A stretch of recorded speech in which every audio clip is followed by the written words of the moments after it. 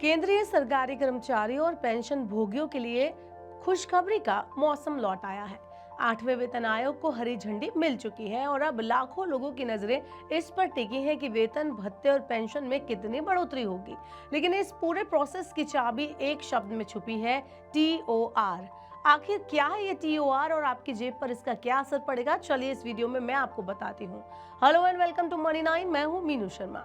केंद्र सरकार ने 8वें वेतन आयोग को लागू करने की मंजूरी दे दी है। इसके तहत महंगाई के हिसाब से वर्तमान और सेवानिवृत्त केंद्रीय सरकारी कर्मचारियों के भत्ते, पेंशन, वेतन में बदलाव किया जाएगा। इसकी घोषणा केंद्रीय मंत्री अश्विनी वैष्णव ने जनवरी में की थी। तब से अब तक इसको लेकर चर्चा तेज है कि कर्मचारियों को क्या क्या लाभ मिल सकते हैं और ये कब से लागू होगा। इंपॉर्टेंट बात यह है कि आगे के सभी फैसले टर्म ऑफ रेफरेंस यानी कि TOR पर डिपेंड करेंगे। National council joint consultative machinery यानी कि स्टाफ साइड के सचिव शिव गोपाल मिश्रा बताते हैं कि TOR को जल्द से जल्द मंजूरी मिलने की उम्मीद है। इस वीडियो में मैं आपको बताऊंगी कि एक केंद्रीय कर्मचारियों का जो वेतन ढांचा है वो कैसा होता है और TOR का उस पर क्या असर पड़ता है। तो चलिए बताते हैं कि केंद्रीय सरकारी कर्मचारियों के वेतन ढांचे क्या है और सरकारी कर्मचारियों के वेतन में मुख्य रूप से कितने हिस्से होते हैं। तो सरकारी कर्मचारियों के वेतन में मुख्य रूप से 4 हिस्से होते हैं। बेसिक पे, महंगाई भत्ता यानी डियरनेस अलाउंस जिसे DA बोलते हैं, मकान किराया भत्ता यानी हाउस रेंट अलाउंस जिसे HRA बोलते हैं, यात्रा भत्ता यानी कि ट्रांसपोर्ट अलाउंस। तो ये 4 जो है वो हिस्से होते हैं। इसके अलावा एम्बेट इंस्टीट्यूशनल इक्विटीज की रिपोर्ट के अनुसार परसेंटेज की अगर हम बात करें तो बेसिक पे कुल वेतन का लगभग 51.5% होता है, DA लगभग 30.9% होता है। इसके अलावा HRA लगभग 15.4% होता है और ट्रैवल अलाउंस जो है वो 2.2% के करीब होता है। चलिए अब जानते हैं कि TOR क्या होता है और ये क्यों जरूरी होता है। तो TOR यानी टर्म्स ऑफ रेफरेंस एक फ्रेमवर्क है जो कि वेतन आयोग के कामकाज का दायरा तय करता है।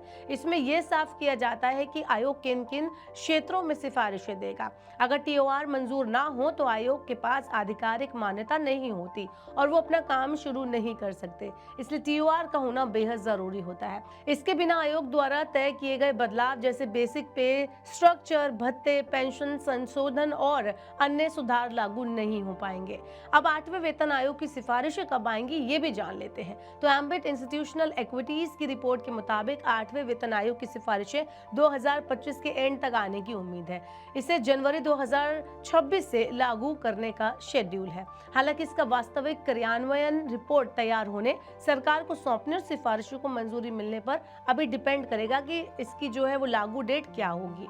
अब एक और जरूरी सवाल है कि 8th पे कमीशन से किसे फायदा होने वाला है, जिसकी हम पूरी वीडियो में बात कर रहे हैं। तो रिपोर्ट के अनुसार 8th पे कमीशन जो है उसकी सिफारिशें वित्त वर्ष 2027 यानी फाइनेंशियल ईयर 2027 में लागू हो सकती हैं।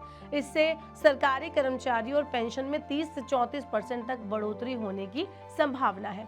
इससे 1 करोड़ से ज्यादा केंद्रीय सरकारी कर्मचारी और पेंशन भोगी लाभान्वित होंगे, जिनमें लगभग 50 लाख केंद्रीय कर्मचारी यानी कि रक्षा कर्मी शामिल हैं और 65 लाख पेंशन भोगी जो कि रक्षा सेवानिवृत्त कर्मियां हैं वो भी इसमें शामिल हैं। लेकिन ध्यान देने वाली बात यह है कि 44 लाख केंद्रीय सरकारी कर्मचारी और सशस्त्र बल कर्मी भारत की कुल 60 करोड़ श्रमिक आबादी का केवल 0.7% है, लेकिन वो औपचारिक क्षेत्र यानी कि फॉर्मल सेक्टर के लगभग 9% का हिस्सा है। तो अब सारी नजरें सरकार द्वारा TOR को जो मंजूरी देने और जो आयोग की सिफारिशें हैं उन पर टिकी हुई है। अगर सब तय समय पर हुआ तो 2026 की शुरुआत में केंद्रीय कर्मचारियों और पेंशन भोगियों के वेतन में बड़ा उछाल देखने को मिल सकता है।